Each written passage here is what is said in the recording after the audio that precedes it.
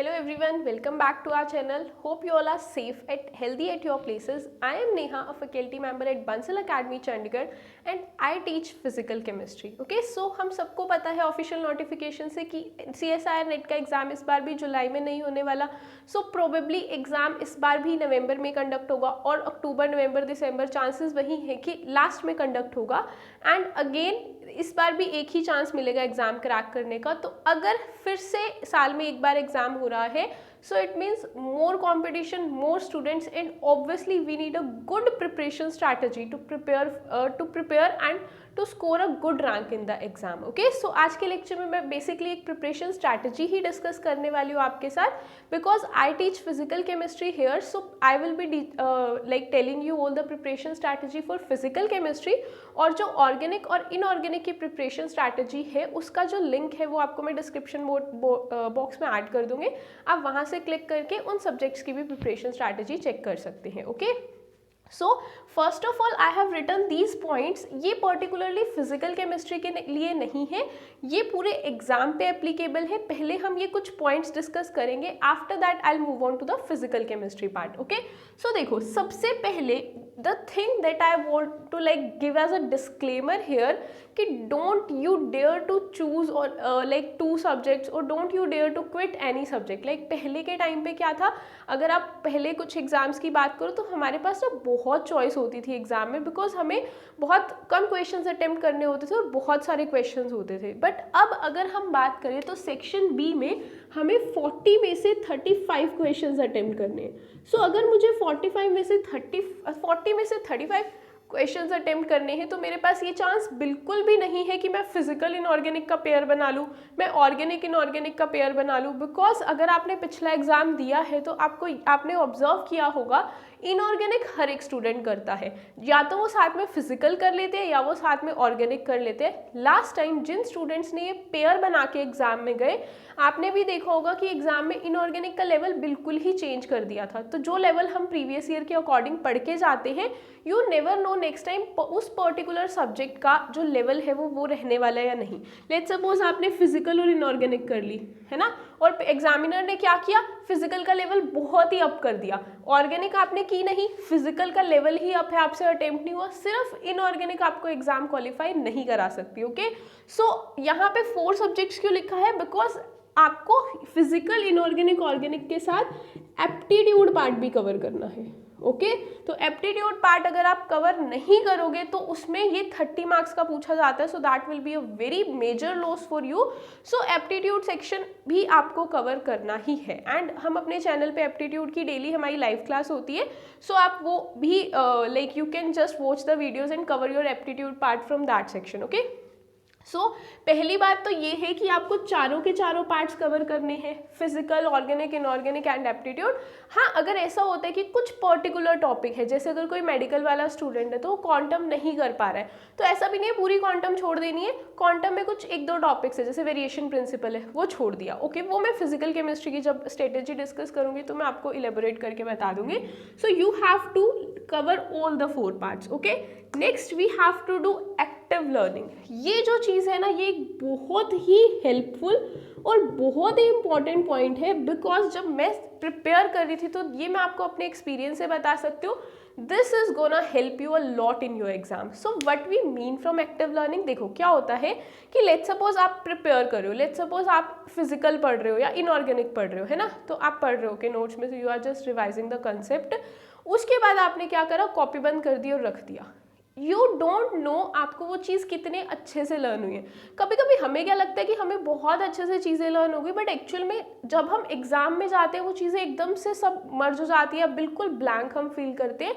अगर आप आज से ही एक्टिव लर्निंग स्टार्ट करोगे तो कभी भी ऐसा नहीं होगा. एक्टिव लर्निंग में आपको करना क्या है, लेट्स सपोज आपने आज फिजिकल केमिस्ट्री के 10 पेजेस कवर कर लिए, ठीक है, 10 पेजेस आपने अच्छे से कवर किए.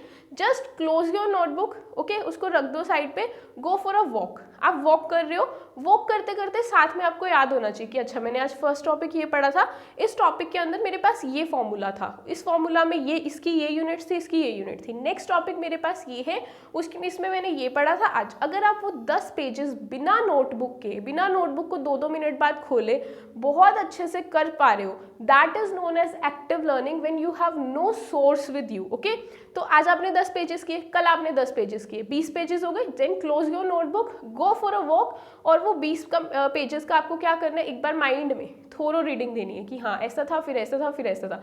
अगर आपका लेवल वो रह पा रहा है कि आप ऐसे पढ़ने पे भी आपको समझ आ रहा है कि हाँ मुझे हर चीज़ टिप्स पे है, तो जाके आप एग्जाम में उसको सॉल्व कर सकते हो, वो आपको याद आने वाली है। अगर कॉपी खुली हुई सामने और कॉपी खुली आप ऐसे से अच्छा लिखिए, ये भी आता है, ये भी आता है, ये भी आता है, एग्जाम में जब जाओगे तो कुछ भी नहीं आता होगा। So just like this I can say from my experience, this help me a lot. So एक बार ट्राई करके देखो, आपको खुद ही बहुत ज़्यादा चेंजेस दिखने लग जाएंगे अपनी प्रिपरेशन में। अपना जो लेवल है क्वेश्चन चीज़ों को मेमोराइज करने का, ये उसमें बहुत हेल्पफुल है। ओके, नेक्स्ट है हमारे पास learn to deal with exam pressure. अब ना पढ़ाते हुए बहुत सारे स्टूडेंट्स हमेशा ये कंप्लेन लेके आते हैं, मैम जब क्लास में क्वेश्चन कराते हैं तो हो जाते हैं, जब घर पे करते हैं तो हो जाते हैं, जब एग्जाम में या टेस्ट में करते हैं तो हमसे क्वेश्चन सॉल्व ही नहीं होते हैं। द रीज़न बीइंग बिकॉज आपने ना कभी एग्जाम प्रेशर से डील नहीं किया। जब आपको फर्स्ट टाइम उस एग्जाम प्रेशर से डील करना पड़ता है, your mind just go blank and वहीं पे आपका सारा पढ़ा पढ़ाया चला जाता है पानी में। So how to deal with exam pressure, इसके लिए बहुत ही अच्छे, एक बहुत ही सिंपल से ट्रिक आई कैन से। आप ऐसा नहीं है कि घर पे कोई असाइनमेंट सॉल्व करो कि हाँ इधर चिप्स खोले पड़े, इधर सामने टीवी चल रहा और लगे हो सॉल्व करने। जब आप इतना काम माइंड से घर पे सॉल्व करोगे, उसके बाद आप एग्जाम में जाओगे, वहाँ इतने सारे स्टूडेंट्स होते हैं, अच्छा एक इन्वायरमेंट ही वैसा होता है, तो उस इन्वायरमेंट से आप फर्स्ट टाइम डील करते हो, यू जस्ट गो ब्लैंक। सो क्यों ना ऐसा किया जाए कि आज से ही हम डेली अपने घर पे ही वो एग्जाम प्रेशर से डील करना सीख ले। डेली हम जब असाइनमेंट सॉल्व कर रहे हैं और अगर उस असाइनमेंट में 20 क्वेश्चंस हैं, तो why don't we just set stopwatch. हम एक स्टॉप वॉच स्टार्ट कर सकते हैं, उस पर 40 मिनट्स का टाइमर लगा सकते हैं। उन 40 मिनट्स में घर पे बोल दो मुझे कोई बुलाएगा नहीं, मेरा टेस्ट चल रहा है, टीवी बंद, फोन बंद, सब कुछ बंद। these 40 minutes you have to solve these 20 questions। Okay, तो आपको अपने आप से टाइम पे आपका ध्यान जाएगा, अरे 40 मिनट से मुझे 20 क्वेश्चन सॉल्व करने।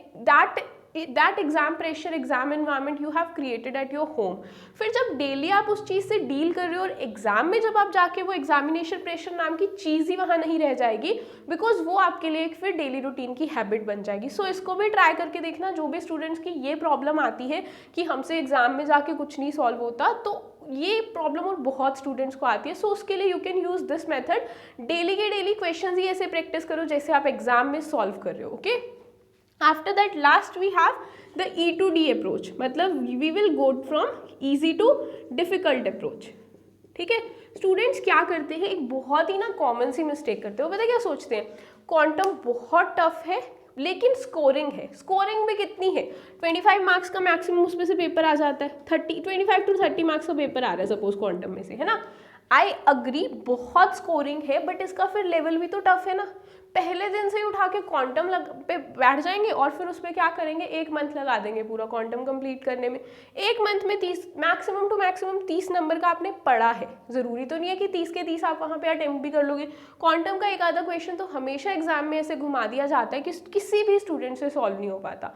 तो 30 में से अगर आपने 1 मंथ में 25 मार्क्स स्कोर किए, what is the point in that. इससे अच्छा ऐसा ना होता कि उस 1 मंथ में हम लोग कुछ इजी सी यूनिट्स जैसे कि सरफेस केमिस्ट्री, जैसे कि पॉलीमर्स, जैसे कि काइनेटिक्स, जैसे कि फिजिकल स्पेक्ट्रोस्कोपी, वो कवर कर लेते, उसमें हमारे 50 मार्क्स कवर हो जाते। और उसमें हमें ये भी श्योरिटी है क्योंकि वो चैप्टर्स ईजी हैं, तो हमें पता है कि हम लोग मैक्सिमम पार्ट उसमें से कवर कर सकते हैं। सो क्यों उन चैप्टर्स पे आप पहले दिन से फोकस कर रहे हो जिस पे आपको पता है। पहले ऐसा क्यों ना किया जाए कि I am not saying quantum छोड़ दो, बिल्कुल भी नहीं छोड़नी है, but first go for the easy parts जिस पे से आपको पता है ये तो मेरे से हो ही जाएगा एग्जाम में। देन एक बार उन पे होल्ड अच्छी हो जाने के बाद move to the tougher parts, because उसमें अगर हमने 50 मार्क्स पहले ही अपने कंफर्म कर लिए हैं, क्वांटम में से मुझे 30 में से 20 भी मिलेंगे, वो भी मेरे लिए सफिशिएंट है। Okay, so always go for the easy to difficult approach.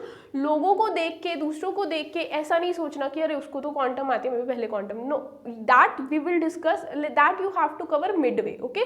पहले आपको इजी चैप्टर्स कवर कर लेने, okay. So these are the steps that go for all the subjects, like either it be physical chemistry, organic and inorganic, ये सबके लिए है। बाकी अब मैं आपको बताने वाली हूँ preparation strategy particularly for the physical chemistry part, okay.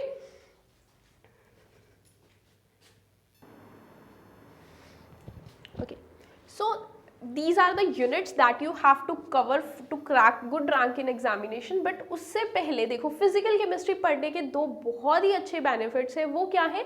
सबसे पहली बात तो इसमें हमारे पास ना एक्सेप्शंस वगैरह बहुत कम है ना।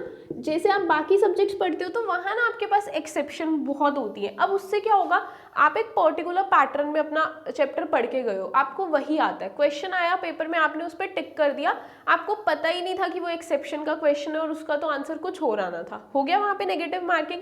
बट फिजिकल केमिस्ट्री में एक्सेप्शंस नहीं है, प्लस इसमें जो आंसर्स हमें मिलने हैं वो न्यूमेरिकल की फॉर्म में मिलने हैं, है ना। न्यूमेरिकल वैल्यू मेरे पास अगर 9.4 आई है तो वो 9.4 आई है, अगर वो ऑप्शन में मुझे दिख रही है so that is the correct answer, अगर वो नहीं है मतलब मैंने कुछ गलत किया। तो फिजिकल केमिस्ट्री में नेगेटिव मार्किंग के चांसेस बहुत कम रहते हैं, क्योंकि आप सॉल्व करके कोई न्यूमेरिकल वैल्यू लाते हो, उसके बाद आप ऑप्शंस पे जाते हो, ओके। सो यहाँ पे इसको पढ़ने का सबसे अच्छा फायदा यही है कि एक तो नेगेटिव मार्किंग बहुत कम होती है, सेकेंडली यहाँ पे क्या होता है, मर्जिंग बहुत कम होती है।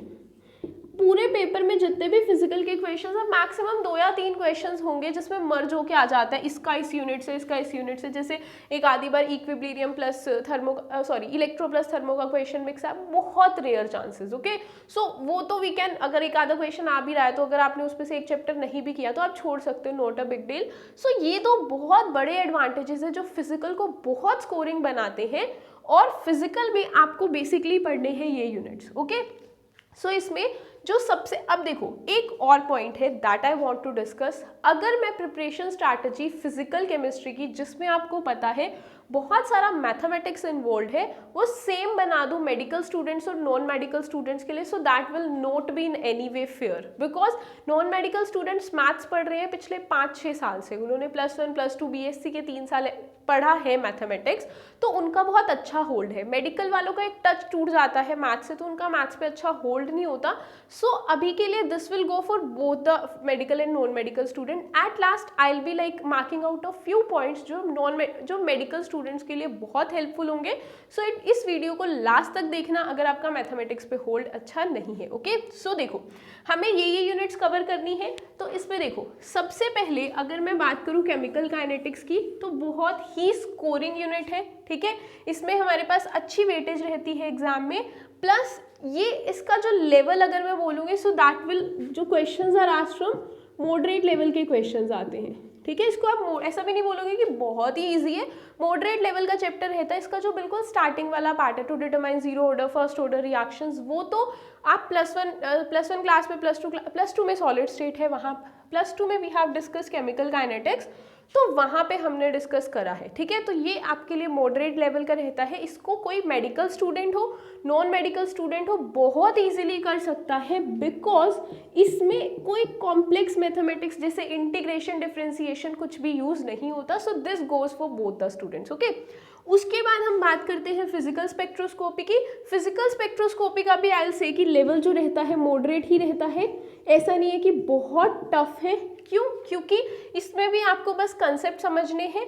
स्पेक्ट्रोस्कोपी का बेसिक इंट्रोडक्शन आपका ऑर्गेनिक इनऑर्गेनिक सब जगह चल जाता है। इसमें हम रोटेशनल वाइब्रेशनल स्पेक्ट्रोस्कोपीज पढ़ते हैं, कंसेप्ट इजी है, ऐसा नहीं है कि बहुत टफ कंसेप्ट है। यहाँ पे ये भी मेडिकल नॉन मेडिकल स्टूडेंट्स बहुत अच्छे से कर सकते हैं। यहाँ पे बस एक चीज़ है जो स्टूडेंट्स को प्रॉब्लम क्रिएट करती है, that is the unit conversion, okay. So always pay attention to the unit conversion अगर आप फिजिकल स्पेक्ट्रोस्कोपी पढ़ रहे हो तो। उसके बाद इलेक्ट्रोकेमिस्ट्री की बात करते हैं।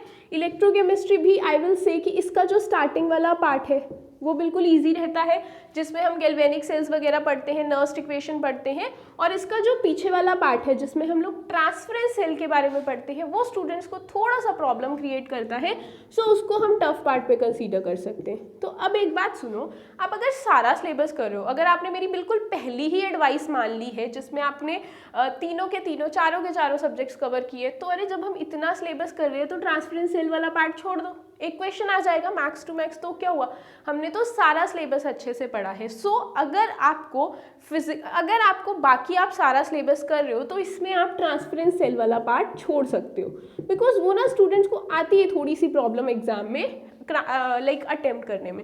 And also this goes for medical non medical students as well. Unit conversion इसमें भी इंपॉर्टेंट रहती है, जहाँ पे हम कंडक्टेंस वाला पार्ट पढ़ते हैं, ठीक है। तो जो पॉइंट्स मैं यहाँ लिख रही हूँ वो आप नोट कर सकते हो, फिर जब आप ये टॉपिक कवर करोगे, लेट्स सपोज आपने कंडक्टेंस पढ़ा, तो आप ध्यान रखोगे कि यहाँ मुझे यूनिट कन्वर्जन पे अपनी होल्ड अच्छी बनानी है, ओके। अच्छा, quantum chemistry, quantum I will say that it goes from moderate to tough, ठीक है। मॉडरेट, नो डाउट इसकी बहुत अच्छी वेटेज रहती है, बट स्टूडेंट्स क्वांटम से हमेशा घबराते भी हैं, बट क्योंकि इसमें मैथमेटिक्स बहुत कॉम्प्लेक्स रहती है, so for the medical and non medical students I am gonna give you a special advice related to quantum chemistry. देखो, जो स्टूडेंट्स तो है नॉन मेडिकल के, जिनको तीनों सब्जेक्ट्स में से उन्हें पता है कि मेरी फिजिकल सबसे अच्छी है, वो तो पूरी की पूरी क्वांटम करेंगे। You will leave not even a single topic, सारा कुछ आप अच्छे से कवर करोगे, बिकॉज आपको मैथ्स में प्रॉब्लम नहीं आ रही। बट जो मेडिकल स्टूडेंट्स हैं, आपको ना यहाँ मैथ्स भी सीखना पड़ेगा, तो मैथ्स में आपको क्या हो रहा है, इंटीग्रेशन, डिफरेंशिएशन, ये सारा कुछ सीखना पड़ रहा है। तो इस बेसिस पे स्टूडेंट्स क्या करते हैं, क्वांटम छोड़ देते हैं कि अरे मेरे को क्वांटम नहीं आ रही क्योंकि मैथ्स बहुत टफ है। Don't you dare to leave quantum, what you can do, देखो ये अब नोट भी आप कर सकते हो। आपको ना क्वांटम जो इतना वास्ट टॉपिक है, if you don't have a good hold over mathematics, what you can do, you can leave a few topics, जैसे कि आप इसमें वेरिएशन प्रिंसिपल छोड़ सकते हो, नो डाउट उसका क्वेश्चन आता है, उसमें से भी वेरिएशन प्रिंसिपल के ना पोस्टुलेट्स हैं, पोस्टुलेट्स यू कैन डू, बहुत इजी पोस्टुलेट्स है, इतने इजी क्वेश्चंस आते हैं ना पेपर में, अगर पोस्टुलेट्स से डायरेक्ट उठा के आ जाए तो। अगर उसका फुल फ्लेज्ड न्यूमेरिकल आता है तो छोड़ दो, वो हमें टाइम उस पर लगाना ही नहीं है, क्योंकि वो पहले दिन से ही हमें पता है कि अगर हमें 5 साल हो गए इंटीग्रेशन छोड़े हुए, जितनी मर्जी प्रैक्टिस कर लो, अगर फर्स्ट टाइम आप प्रिपेयर करो 4 महीने में आप केमिस्ट्री पे अच्छा होल्ड बना सकते हो। इंटीग्रेशन जो इतनी वास्ट इंटीग्रेशन है, आप उस पर होल्ड नहीं बना पा रहे हो, कोई प्रॉब्लम नहीं है। इसमें आप one particle in a box, simple harmonic oscillator, then you can discuss the hydrogen atom, commutators कर सकते हो, Hückel molecular orbital theory cover कर सकते हो। तो एक टॉपिक छोड़ने से कुछ नहीं हो जाएगा, ठीक है। प्लस आप क्या कर सकते हो, इसमें जो हर एक सिस्टम की मैथमेटिक्स इन्वॉल्व है, जो हर एक सिस्टम में हम मैथमेटिक्स इन्वॉल्व करते हैं, कि जैसे वन डायमेंशन बॉक्स की एवरेज एनर्जी वगैरह, वो सब वो आप ना एक जगह पे लिख सकते हो, जितना आपने नोट्स बनाए हैं अपने, उनको आप डायरेक्टली क्राम कर सकते हो। तो उससे क्या होगा, आपको वो मैथ्स वाले पोर्शन पे जाना ही नहीं पड़ेगा और एग्जाम में आप डायरेक्टली टिक कर सकते हो, okay. So if you don't have a good hold over mathematics because you are a medical student, so you can leave these parts of quantum chemistry. इसमें आपका 2 क्वेश्चन ही छूटेंगे, बाकी 5 या 6 क्वेश्चन आप फिर भी कर पा रहे हो विदाउट मैथमेटिक्स। ये जो माइंडसेट बना रखे ना कि क्वांटम है तो मैथ्स होगा ही होगा, अगर क्वांटम के एग्जाम में 8 क्वेश्चन आ रहे हैं ना, तो 8 आ रहे हैं, 6 आ रहे हैं, चलो जितने भी क्वेश्चन आ रहे हैं, अगर 8 क्वेश्चन आ रहे हैं, 2 में कॉम्प्लेक्स मैथमेटिक्स होगा, 6 क्वेश्चंस बहुत सिंपल होंगे, उसमें कॉन्सेप्ट लग रहा होगा बट उसमें मैथमेटिक्स ज़्यादा टफ इन्वॉल्व नहीं होगी। तो अगर मैथ्स की वजह से क्वांटम छोड़ दी तो वो 6 क्वेश्चन भी गए जिसमें मैथ्स लग ही नहीं रहा था, ठीक है। तो पूरा यूनिट कभी नहीं छोड़ना, you can be selective for particular topics only, okay. After that we will be discussing thermodynamics and stat. इसका भी ना लेवल मॉडरेट टू टफ रहता है, क्यों, क्योंकि थर्मो में आपको पता है सारे फॉर्मूलाज, वो प्रेशर, वॉल्यूम, टेम्परेचर, वही सब चीज़ें यूज होती है, तो स्टूडेंट्स जज नहीं कर पाते कि इस पर्टिकुलर चैप्टर पे कौन सा फॉर्मूला लगेगा, इस पर्टिकुलर क्वेश्चन पे कौन सा फॉर्मूला लगेगा। So what you just have to do, आपको ना थर्मोडायनेमिक्स और स्टैट्स करनी है तो पूरी की पूरी करनी है। ये एक ऐसा यूनिट है जिसमें आप एक एक करके टॉपिक्स नहीं छोड़ सकते, बिकॉज ये क्लब करके आते हैं इसके क्वेश्चंस, कुछ चैप्टर का बिल्कुल बिगिनिंग, कुछ लास्ट, उनकी इन्फॉर्मेशन कंबाइन करके क्वेश्चन सॉल्व होगा। So if you are doing thermo and stats, I can not mark out the topics कि ये कर लो, ये छोड़ दो, ये आपको कंप्लीट ही करनी पड़ेगी, ठीक है। उसके बाद अगर मैं बात करूँ ग्रुप थ्योरी की, तो ग्रुप थ्योरी रहती है हमारे पास easy to moderate level. Easy उनके लिए जिनकी हमारे वो लाइक जिनका इमेजिनेशन अच्छा है, और मॉडरेट टू टफ उनके लिए जिनकी इमेजिनेशन अच्छी नहीं है। ठीक है, तो अगर आपको ग्रुप थ्योरी करनी है तो आपको इमेजिनेशन तो अच्छी करनी ही पड़ेगी। आपको उसको चाहे उसको आप 3D मॉडल्स देखो उसके, चाहे आप उसको वीडियोस देखो उसकी, कुछ भी करना पड़ेगा, बट आपको इमेजिनेशन तो अच्छी बनानी ही पड़ेगी ग्रुप थ्योरी की। क्योंकि ग्रुप थ्योरी का चाहे एप्लीकेशन पार्ट ले लो, चाहे पॉइंट ग्रुप वाला पार्ट ले लो, आप उसको तब तक अटेम्प्ट नहीं कर सकते जब तक आप उसके सिमेट्री एलिमेंट्स नहीं निकाल सकते। सिमेट्री एलिमेंट्स आप उसके तब तक नहीं निकाल सकते जब तक आप उसको अच्छे से इमेजिन नहीं कर सकते। और अगर हम इसमें क्रामिंग पे चलेंगे ना, मान लो आपने कोई मॉलिक्यूल है वो ऐसा था, सिस के लिए आपने क्राम कर लिया, उन्होंने उठा के ट्रांस के लिए दे दिया, अब आपको पता ही नहीं, आपकी इमेजिनेशन ही अच्छी नहीं, आपने सीखा ही नहीं लगाना कैसे, तो आप क्वेश्चन फिर नहीं अटेम्प्ट कर पाओगे। सो ग्रुप थ्योरी के लिए the my like advice will be to My advice to you will be just watch the 3D model. सारा दिन इमेजिन करते रहो, अच्छा ये फैन है, फैन के यहाँ पे अगर मैं ऐसी एक्सेस पास करूँ तो रोटेट करके, look around your self and find the like elements, find the systems जिसके अंदर आप सिमेट्री एलिमेंट्स निकाल सकते हो। एक बार आपको वो विजन मिल गया तो group theory will be easy for you. Okay, after that we have these 4 units, solid state, polymers. Okay, after that we have solid state, polymers, photochemistry and surface chemistry. इन सबको मैंने एक ही उसमें क्यों रख दिया, बिकॉज इससे जैसे पॉलीमर से एग्जाम में आते हैं 2 क्वेश्चंस, फोटोकेमिस्ट्री में एग्जाम में आते हैं 1 to 2 क्वेश्चंस, सरफेस केमिस्ट्री में आते हैं एग्जाम में 2 क्वेश्चंस, सॉलिड स्टेट में एग्जाम में आ जाते हैं 2 to 3 questions. Okay, I am talking about CSIR exam. तो इसमें से चाहे ऑन द होल मिला के वेटेज कुछ बहुत ज़्यादा नहीं बनती है, बट इसका सबसे अच्छा बेनिफिट क्या है कि ये सारे के सारे चैप्टर्स बहुत इजी रहते हैं, प्लस इनकी कैलकुलेशन भी इजी रहती है। ओके, तो अब अगर इनकी कैलकुलेशन इजी है, चैप्टर्स भी इजी है, तो और ऊपर से ये चैप्टर्स लेंथी भी नहीं है, लाइक शॉर्ट से टॉपिक्स हैं, तो आपको अगर सरफेस केमिस्ट्री कवर करना है you can cover that, like अगर फर्स्ट टाइम कर रहे हो तो 2-3 दिन लग जाएंगे, जब आप उसकी रिवीजन करो आप 3-4 घंटे में कर सकते हो। Same applies for polymers, first time कर रहे हो तो you will take 2 to 3 days, but एक बार अच्छे से कर लिया उसके बाद रिवीजन के लिए 3-4 hours और मैक्सिमम। ओके, तो ये अगर आप सब अच्छे से कर चुके हो तो ये पूरा आप एक दिन में कवर कर सकते हो लास्ट की रिविजन्स में। तो जब आप इसको एक दिन में कवर कर रहे हो तो क्या इसको एक यूनिट मान सकते हो, और एक यूनिट के अकॉर्डिंग तो इसमें 3, 5, 6, 7, 8, 9 क्वेश्चन आ रहे हैं, 9 4 36। तो 31 दिन में अगर आपने इनको पहले पढ़ा हुआ है, एक दिन में यू आर स्कोरिंग 36 मार्क्स, और क्या चाहिए हमें, है ना। सो इसलिए ये जो चैप्टर्स है, when I told you about you have to go for the easy to difficult approach, so I will suggest जो इसमें से इजी वाले पार्ट्स हैं उनको पहले कवर कर लो, ठीक है, उसके बाद you can go for the tough part. Okay, अब एक बहुत इंपॉर्टेंट पॉइंट है, बहुत इंपॉर्टेंट पीस ऑफ एडवाइस है that I want to give to solve physical chemistry. कुछ स्टूडेंट्स को बहुत कॉन्फिडेंस होता है अपने मैथमेटिक्स पे और कुछ स्टूडेंट्स को बिल्कुल भी नहीं होता। वो क्या करते हैं, सपोज कोई भी ना फॉर्म क्वेश्चन है, अगर कोई क्वेश्चन आया उनके पास, so they will think, just a minute, they will simply think, अच्छा इसमें ये जैसे अगर फिजिकल स्पेक्ट्रम का कोई क्वेश्चन है, अच्छा बी गिवन है और क्या है हमें, अच्छा इनर्शिया गिवन, अच्छा चलो रिड्यूस्ड मास गिवन है, बोन लेंथ निकालनी है, फॉर्मूला क्या है, formula is B is equal to h/8 pi square IC। क्या फर्क, अरे ये तो बड़ा सिंपल सा क्वेश्चन है, बी भी गिवन है, आई होता है हमारे पास mu r square, values put करेंगे आंसर आ जाएगा।